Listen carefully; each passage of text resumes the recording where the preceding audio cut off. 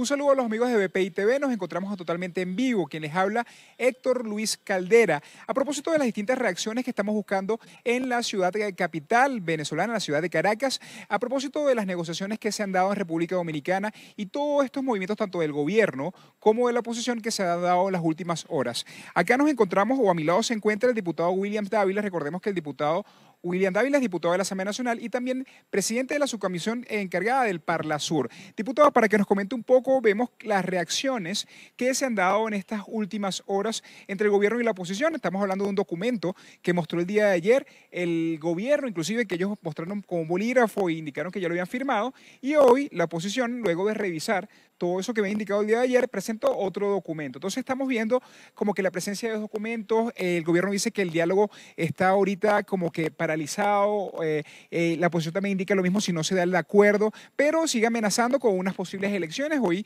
estaban también quizás el CNE con movimientos de quizás hacer la convocatoria. ¿Qué podemos decir? ¿Cómo se encuentra el diálogo en este momento en Venezuela, en su opinión? Saboteado, obstaculizado por el gobierno. El régimen forma parte de toda una estrategia global, hay que entenderlo así, con sede en La Habana. Allá hay un plan o hay un proyecto geoestratégico que pasa precisamente por consolidar el poder aquí en Venezuela.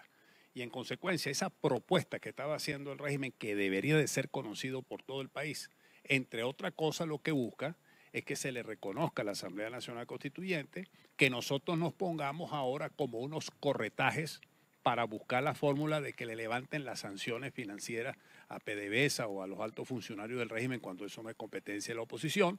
Y por otra parte, las indefiniciones en lo que corresponde a la composición, a la textura institucional de la autoridad que va a regir un proceso electoral presidencial que es fundamental para el destino del país.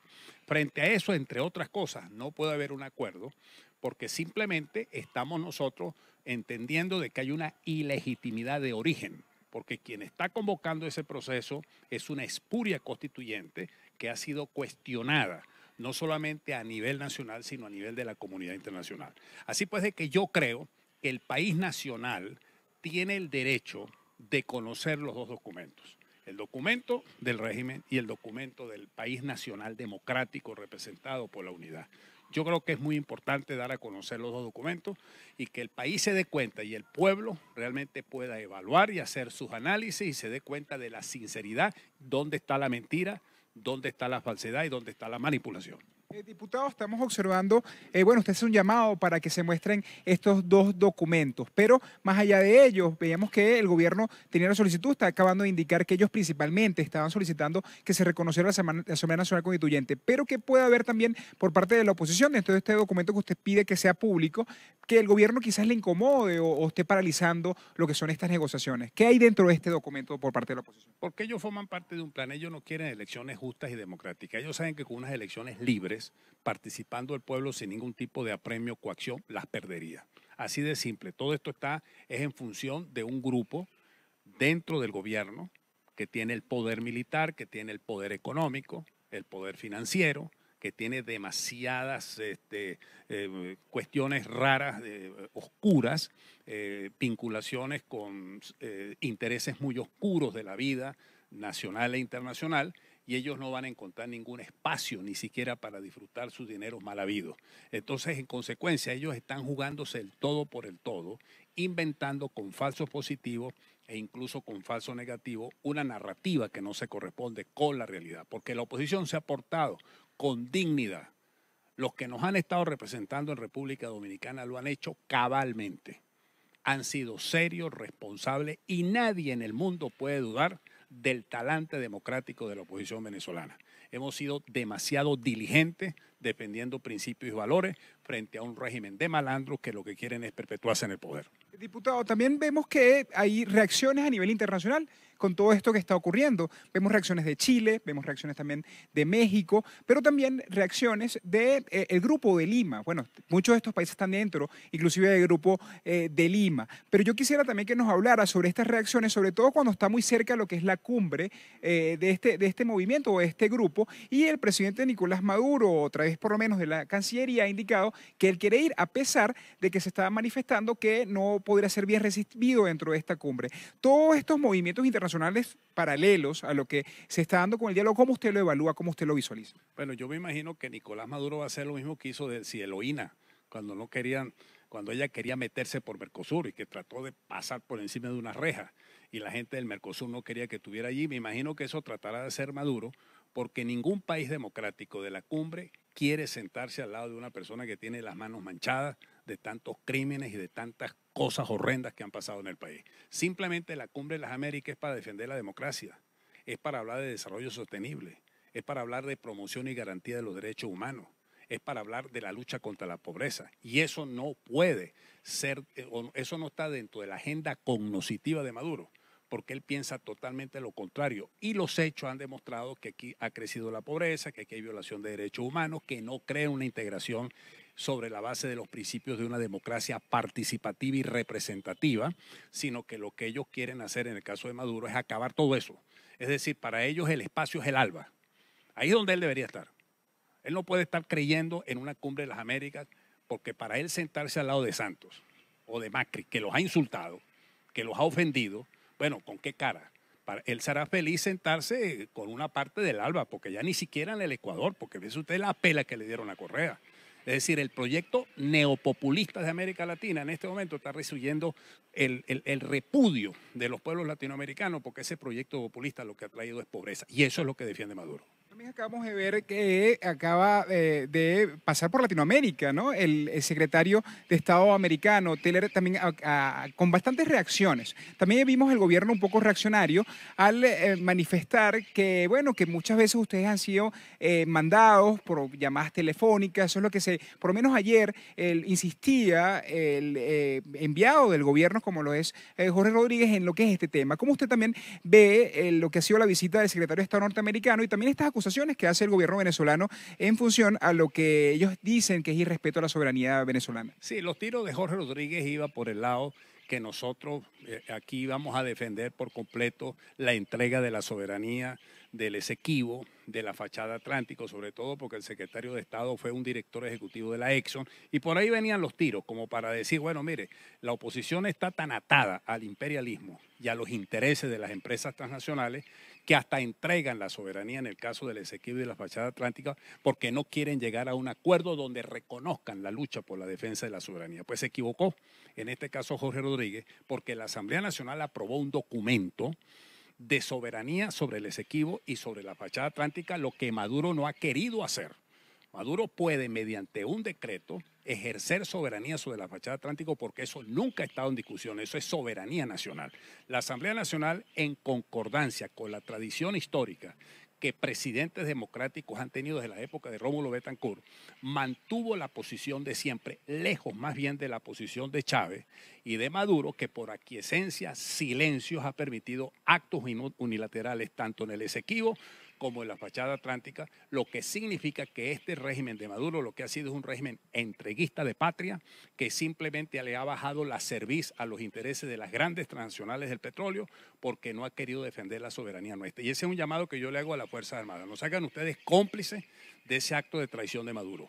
En consecuencia, nosotros tenemos una posición muy clara. Nosotros no necesitamos estar haciendo acuerdos con el régimen de Maduro para defender la soberanía. Eso forma parte de nuestra contextura histórica y moral y ética, la defensa de nuestra soberanía. Pero insistía ayer el gobierno que los había obligado a firmar este acuerdo y uno de los puntos de acuerdo era este tratado y la forma de llevar el tema de Guyana, sobre todo lo que tiene que plantearse como tratado para poder guiarse. ¿Por qué entonces manejan eso? ¿Cuál es realmente lo que está ocurriendo allí? Bueno, falso positivo, eso es mentira.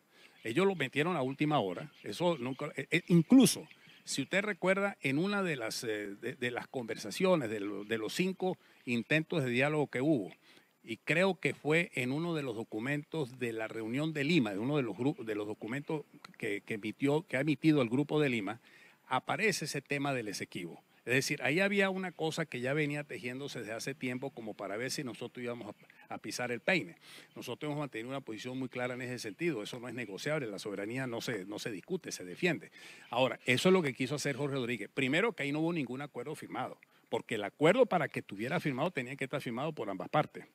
En segundo lugar, hoy no quisieron ni siquiera quedarse a esperar o recibir el documento de la oposición donde iban las contraofertas, por decir así, las posiciones contrarias a ese documento que mediante un show firmó Jorge Rodríguez y creo que Delcy, presentando eso públicamente como que si fuera ya el acuerdo de convivencia cuando no estaba ahí la oposición. Entonces eso es completamente falso. Nosotros no hemos firmado absolutamente nada. Y en segundo lugar, no necesitamos que Maduro o Jorge Rodríguez o cualquiera de sus adláteres nos trate a llevar a nosotros a defender la soberanía cuando nosotros somos los que le hemos defendido siempre. Cuando ellos son los que nos han metido con los cubanos.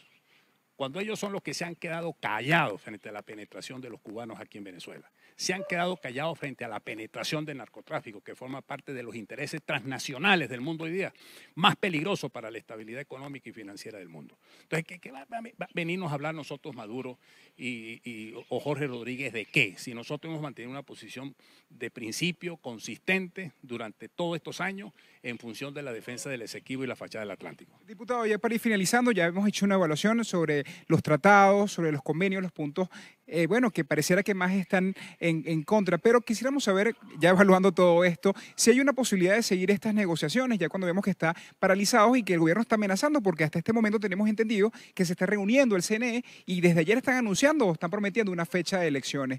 Se ha hablado desde el 22 de marzo hasta el 22 de abril que pudiera ser. En tal caso de que esto ocurra, de que se anuncie en las próximas horas una fecha electoral sin que ustedes puedan ir, ¿cuál sería el escenario entonces del diálogo, la negociación y de ustedes también como equipo opositor o grupo opositor en Venezuela? Bueno, si el propio presidente Medina está diciendo que ese diálogo, para utilizar un término diplomático que él mismo usó, está en receso, es decir, que prácticamente eso ya no existe, porque nosotros estamos planteando elecciones justas, transparentes, libres, el gobierno no quiere eso. Nosotros estamos planteando liberar esas ataduras que tenemos para resolver el problema económico y social de la emergencia humanitaria y nutricional que tenemos hoy día y eso no lo acepta el régimen de Maduro. Bueno, entonces en consecuencia, ¿qué vamos a estar nosotros aceptando? Ir como a un campo de exterminio, haciendo cola sin darnos cuenta. Convoco a la unidad nacional. Aprovecho esta entrevista para fortalecer la unidad y convocar un gran frente nacional en defensa de la democracia, por la reconquista de nuestras libertades públicas, por las reivindicaciones sociales de un pueblo oprimido como el venezolano, que en este momento ha sido sometido a la peor de las esclavitudes de un régimen genocida que utiliza la comida para dominar las mentalidades de un pueblo. No, yo convoco al espíritu de combate, ahora más que nunca todos unidos en función de un solo objetivo, el cambio político y social en Venezuela. Muchísimas gracias, diputado. Estamos conversando entonces, como acabamos de escuchar, con el diputado William Dávila. Recordemos que es diputado de la Asamblea Nacional. También es miembro de la subcomisión que está encargada de los temas del Mercosur. Y bueno, acá nos ha dado un breve balance de lo que ha sido la posición de la oposición en relación a estas negociaciones que se han dado a República Dominicana. En resumen, indica que el diálogo sigue en receso. Pide que tanto el documento de la oposición como el documento del gobierno sean públicos sean publicados para que todos puedan evaluar ambas posiciones y también convoca a todos los miembros de la oposición a que hagan un gran frente nacional en defensa de la democracia. Es parte de lo que podemos compartir hasta este momento desde la ciudad de Caracas para BPI TV, quien les narró Héctor Luis Caldera.